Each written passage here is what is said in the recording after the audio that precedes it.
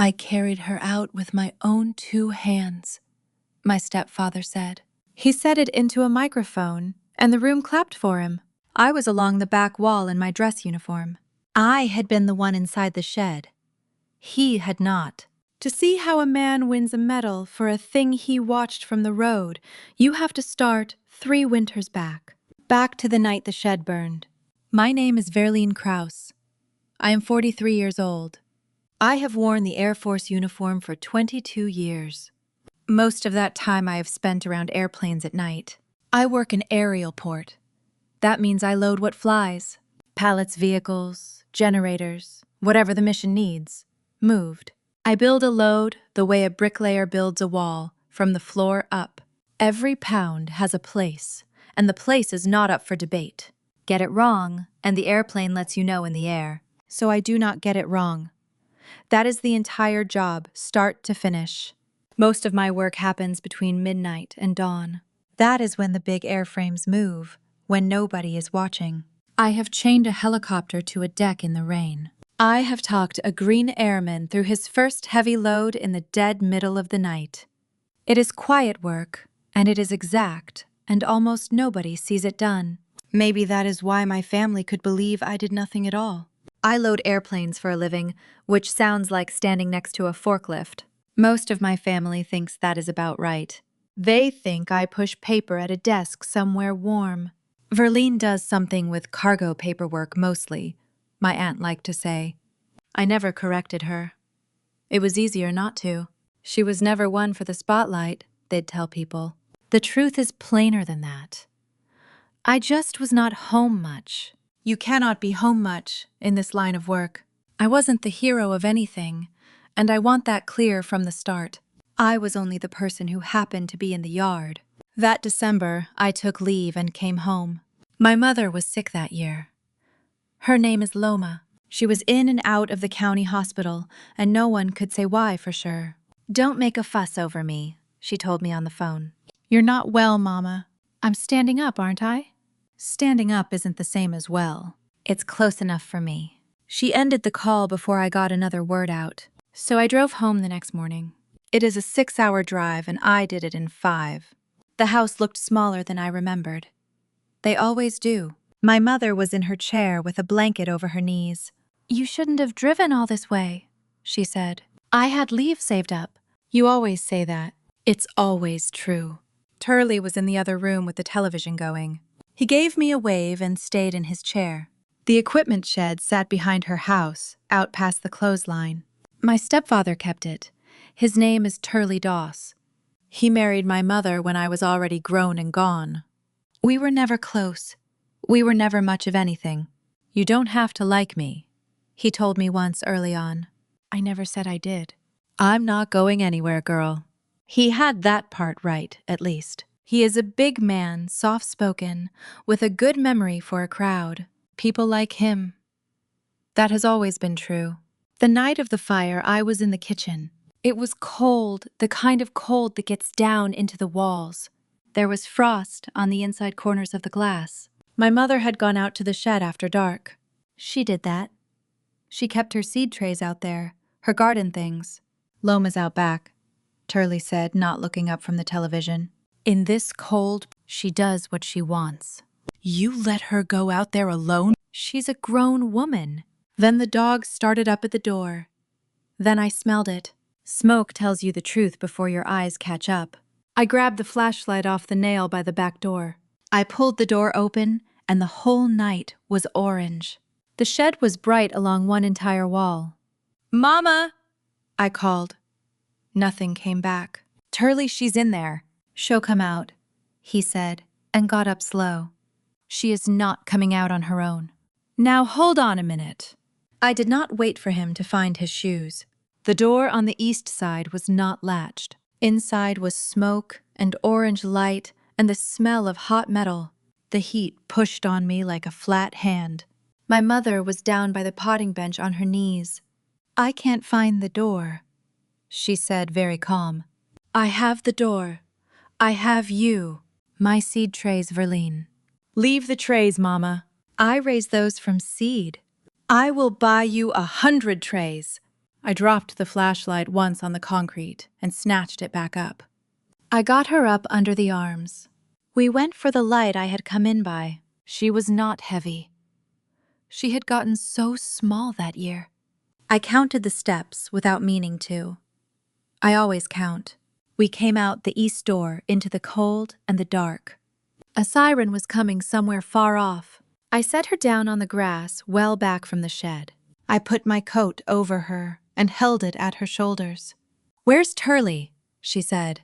"He's coming." Turley was on the back step by then. Still on the step. "Is she out?" he called down. "She's out. Thank God. Thank God for that." He came down into the yard about the time the first truck did. The crew took the shed apart with hooks and water. It did not take them long. It was a small building. A man in a white helmet stood by the tail of the engine. He had a board clipped to the side of the truck. "That is the tailboard. That is where the first writing gets done." He asked the neighbors quick questions and wrote as they answered. "Who was inside?" he asked. "My mother," I said. "Anybody go in after her?" Somebody pointed at me before I could open my mouth. "What time did she come out best, you know?" Two neighbors argued the minute for him. He wrote a number down and moved to the next line. I stood there shaking and did not think about that board at all. I did not think about it again for 3 years. My mother spent 2 nights in the hospital and came home. By spring, the shed was a black square in the yard. Turley had it hauled off in pieces by summer.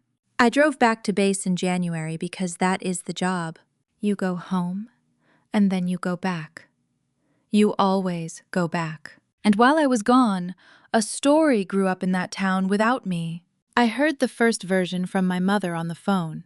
"Turley's been telling folks he pulled me out," she said. "He what?" "Says he went in and got me. People are real kind about it." "Mama, he was on the step." "I know where he was, Verlene." "Then why let it stand?" "Because I was scared, and I don't remember it clean. But I do." "I know you do, but you're not here, honey. That is the thing about a fire. It burns the clock out of your head.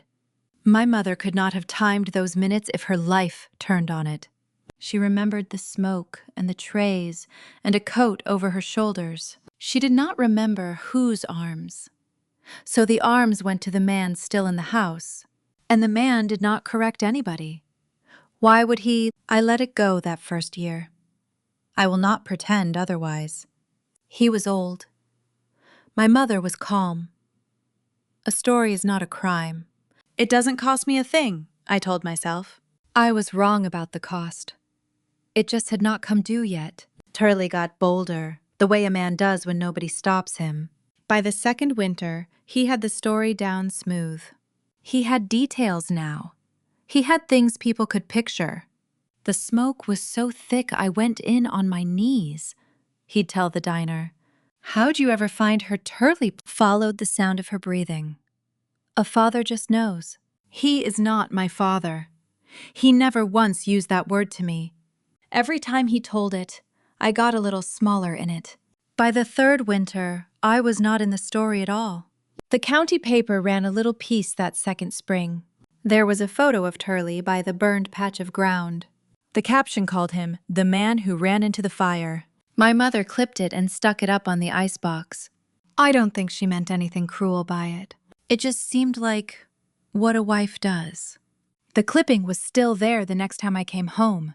I stood at that icebox a long minute and left it where it was. I came home for 2 days that next Thanksgiving. A man I did not know shook Turley's hand by the pie table. "You're the one went in after your wife," he said. "A man does what he has to. Not every man would. You'd be surprised what's in you when it's family." I stood there holding a plate and said nothing. "Verlene, honey, you're letting the line back up," my aunt said. So I moved along the line. That was my whole contribution. "Was Verlene even here for that fire?" a cousin asked once. "She's never here," Turley said, easy as anything. "That's the Air Force for you. She does something with supply, I think. Somebody's got to push the paper." They laughed not unkind, and I made myself laugh with them. That is the part I am least proud of. I laughed too. Then, the third winter, my aunt called with a new sound in her voice. "The town council's giving him an award," she said. "What kind of award?" "Citizen bravery. A real ceremony down at the chamber." I sat down. I remember that I sat down. The anger came up quiet and flat the way it always does. "When is it?" "December. Right around the anniversary. Isn't that something?" It was something. It was the opposite of something good. They had said it on the anniversary. That I could not let stand. I called my mother the next morning. "Are you going to this thing?" I asked. "They asked me to sit up front.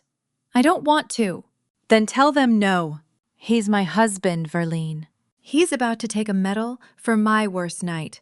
"I know just what it is," she said very low. "Do you, though?" "I lie awake on it. Don't think I don't." I believed her.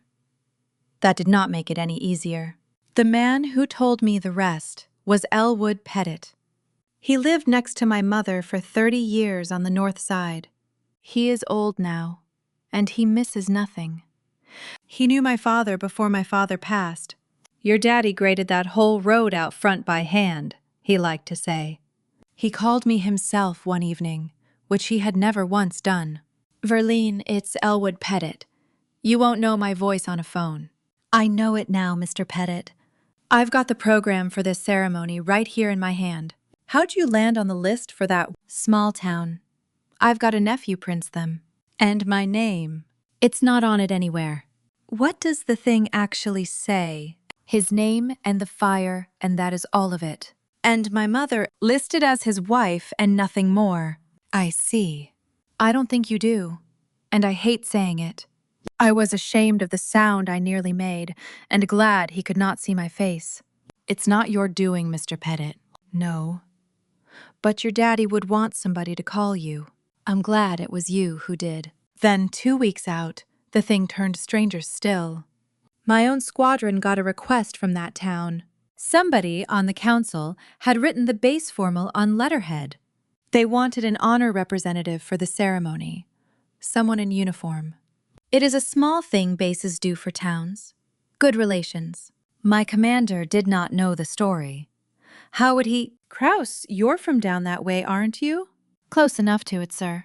"They asked us for somebody senior to stand a detail." "I can do that, sir." "Good. Dress uniform. Some citizen getting an award."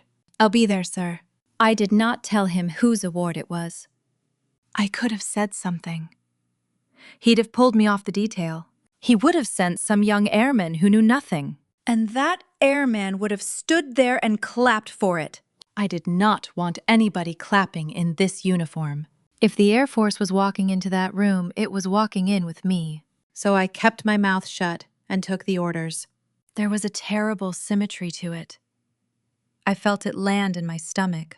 The Air Force was going to put me in that room in uniform to honor him. I would stand at attention while a man wore my knight on his chest. "I'll be there," I told Elwood that night. There, at the ceremony. On orders, in dress blues. "Lord above," he said. "You couldn't write it." "Nobody would believe it if you did." "So you'll stand there and take it?" "I'll stand there. I don't know yet about take it. There's one more thing, and I can't make sense of it." "Tell me." "A man from the insurance came around the clerk's office this week." "Insurance on what?" "On the shed, I'd guess. Asking after old paper." "What old paper?" "A copy of something from the fire. Certified he wanted it." "Certified for what?" "That I don't know. But somebody's digging up paper." Elwood called back 3 days later. He had spent those days being nosy on my behalf. "I found out what the insurance man was after," he said.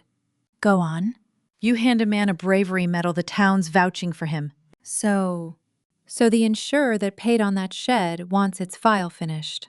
"Finished how?" "Wants a certified copy of the report to finish the file." "They can have it. What's that to me?" "Here's the part, Verlene. I'm listening. That report was never once typed up. Never. Sat handwritten in a box at the fire station 3 years. Whose handwriting? The chief who ran the scene that night. His tailboard notes. The man with the white helmet. That's the one! Nobody ever put it to a typewriter. And now, the clerk's office typed it out clean and stamped it certified. When 11 days back, 1 page, signed, stamped, official. 1 page. 1 page with a seal down at the bottom. I stood in my kitchen and understood it all at once. The thing that could tell the truth had not existed until now. For 3 winters, there was no page anyone could hold up. There was only a man's story, and a woman who could not time her own rescue. Now there was 1 page, typed, stamped, sitting in a town office. It had waited 3 winters in a box for somebody to need it. And Turley's own medal was the thing that pulled it back out. He reached for 1 more piece of glory and set the timer running. Who actually typed it? Elwood, girl at the clerk's window. Took her an afternoon. And who signs a fire copy true? Goes across the state fire marshal's man for a signature.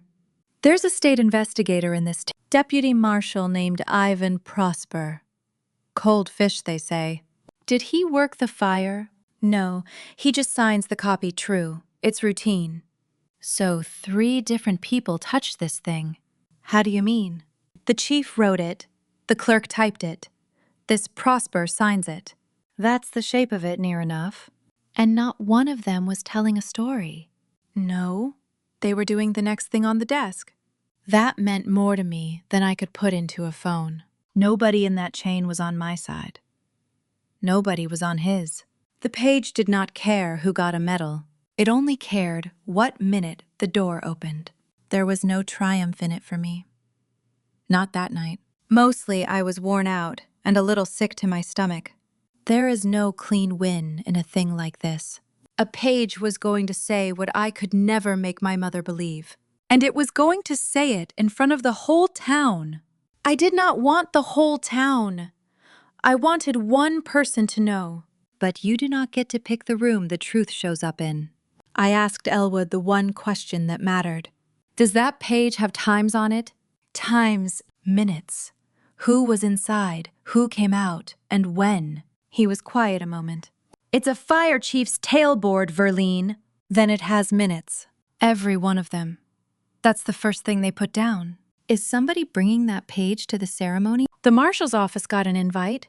This Prosper's coming. To a medal ceremony. Town wants it official now. He signed it, so they asked him. And he said yes? A cold fish likes things correct. He said yes. I did not sleep much after that call. 10 days before the ceremony, I drove out to my mother's house. I came straight off a cargo yard shift and did not go home first. I still had my duty uniform on, the collar open at the throat. My boots were still laced tight from the flight line. My mother was lying down. The house was quiet as a church. I sat at her kitchen table with a cup of coffee I did not drink. And I set the flashlight upright on the table where I could see it. It was the one I carried into the shed that night. It has a dent in the barrel where I dropped it on the concrete. It still works. I never once threw it out. I stood it on its end the way you would hold a candle. The kitchen was going gray with evening, and I left the light off. Then, I did the thing I had not let myself do in 3 years.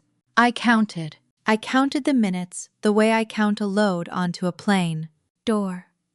Smoke. Her voice. The trays. My coat. The grass.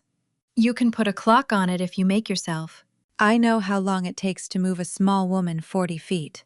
I know how long a man stands on a step before he comes down. I sat there in the dark and ran it through twice. Both times it came out the same. Both times he was on the step. I was not angry at my mother for forgetting. You cannot be. Fear does what it wants with a person's memory. I was angry at the man who watched her forget and used it. That is a colder thing, and it kept a colder kind of time. You're counting, my mother said from the doorway. I had not heard her come in. Go lie down, Mama. You've been counting since you were small. It's a habit. It's more than a habit, and you know it. Sit down then, if you're going to stand there. She sat. She looked at the flashlight standing on the table. I don't remember that night. I've tried and can't. I know you have. You remember it for the both of us. Somebody has to. She reached over and picked the flashlight up off the table. Your father kept this by the back door for 30 years, she said. I grabbed it that night without thinking. His hands were on it long before yours were.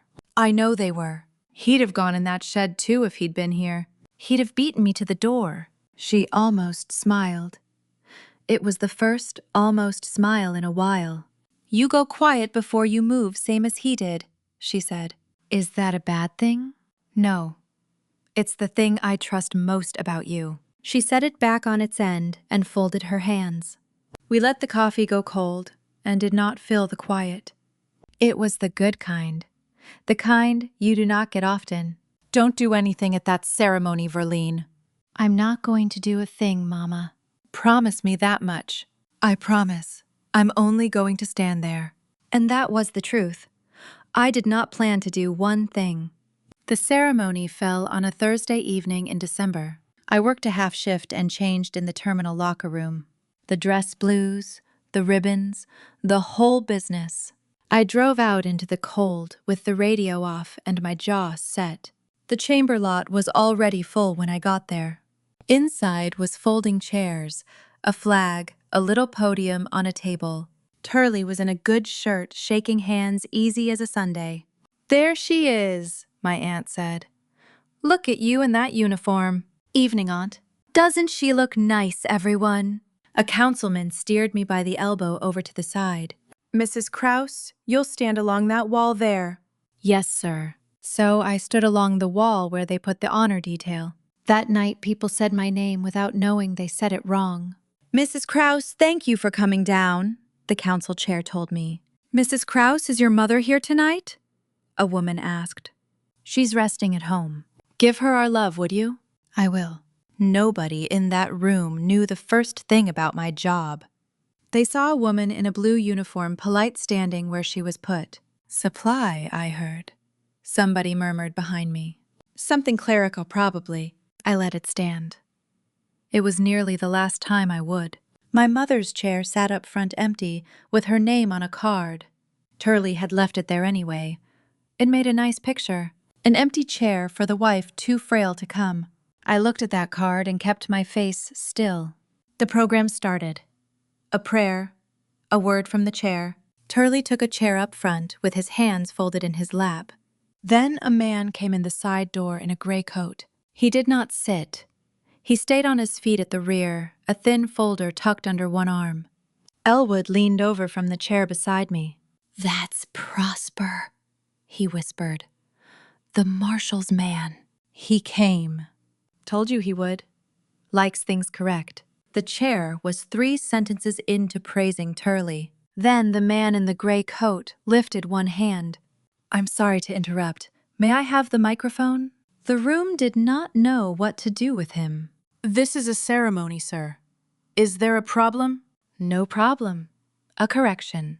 A correction to what?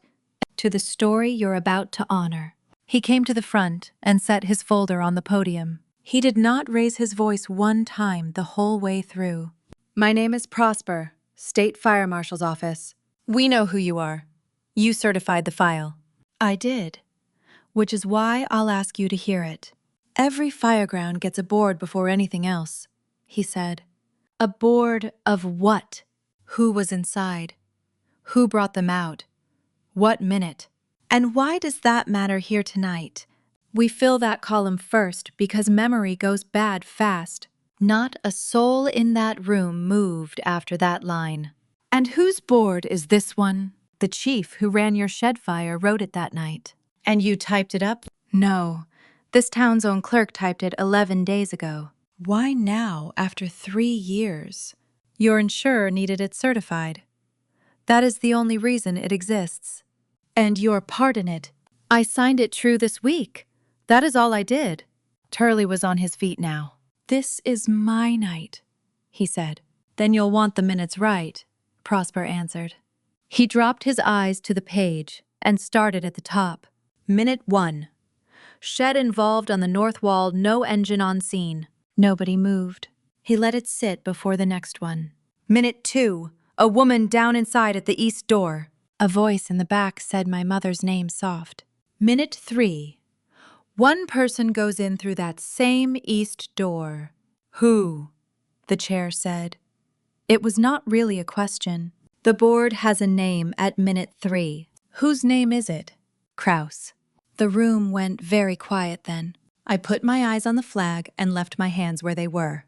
I had promised my mother I would only stand there. So I stood there.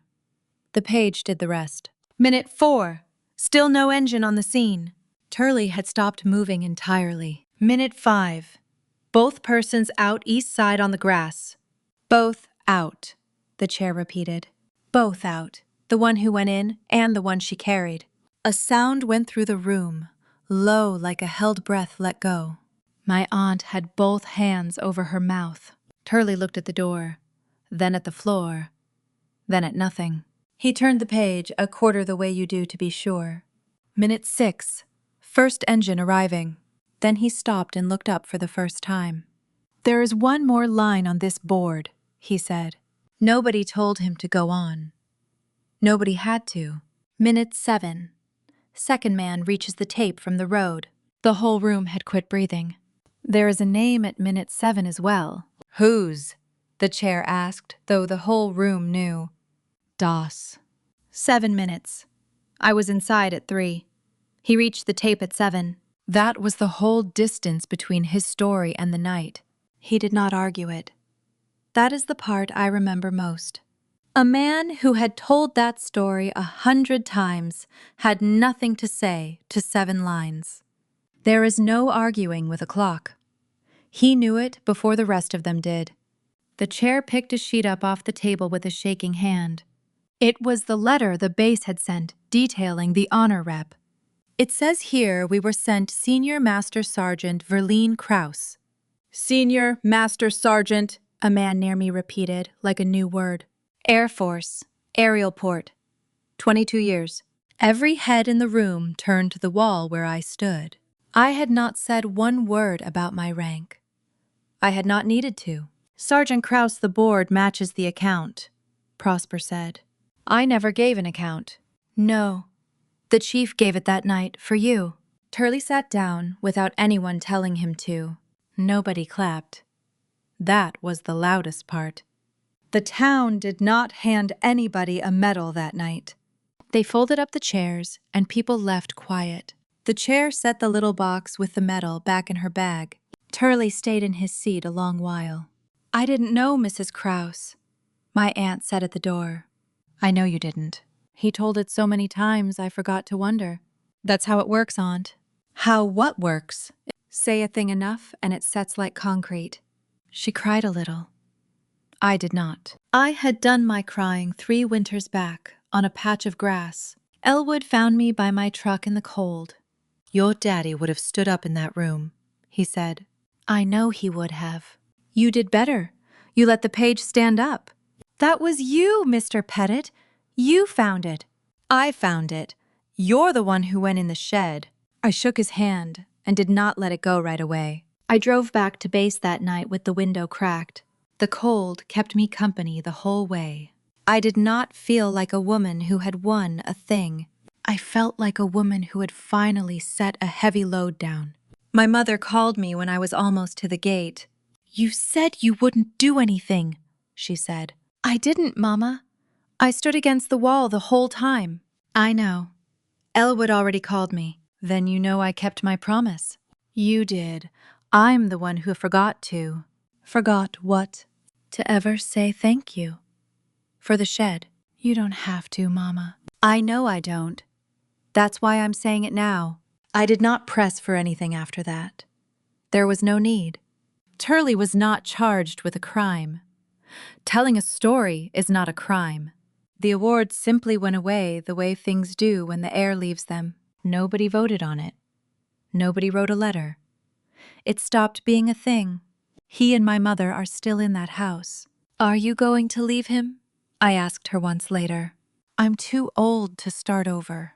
You don't owe him the rest of your life. It isn't about owing.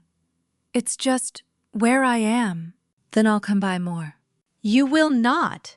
You've got airplanes. I've got airplanes, and I've got you. That was the closest we ever came to settling it. That night is 3 years behind me now. My mother is still here, still small, still stubborn. Turley is quieter than he used to be. He doesn't tell the fire story anymore. Nobody asks him to. It went back to being just a fire in a shed. The town came around slow, the way towns do. Nobody apologized in a group. That is not how it works. It came one at a time, at the gas pump in the checkout line. I always wondered about that story, a woman told me once. Did you? Part of it never sat easy with me. No, it never did. That was as close to sorry as most of them got. I learned to take it. You take it in this life. I made the senior master sergeant list off a good year at the port. The flashlight with the dent sits on my kitchen windowsill. I don't count with it anymore. I don't have to. Some nights I pick it up anyway. It is only a flashlight, and these days that is enough. There are two kinds of true. There is what people remember, and remembering bends. A frightened woman remembers a coat and forgets the arms that carried her. A proud man remembers it the way he wishes it had gone. Tell it warm enough, long enough, and a whole town remembers it his way. That kind of true you can lose. I nearly did. Then there is the other kind. A man stood at the back of a truck on a cold night and wrote the minutes. He wrote them before anybody knew they would ever matter. He wrote them for no reason but that it is the first thing you do. Minute 3. Minute 7. A name on each. That kind of true does not bend. It was set down at the minute it happened. The one thing I carried into that shed was a flashlight. I carried it back out again. Everything else about that night, a man tried to carry off as his own. He could move the story any way he pleased. He could not move the clock.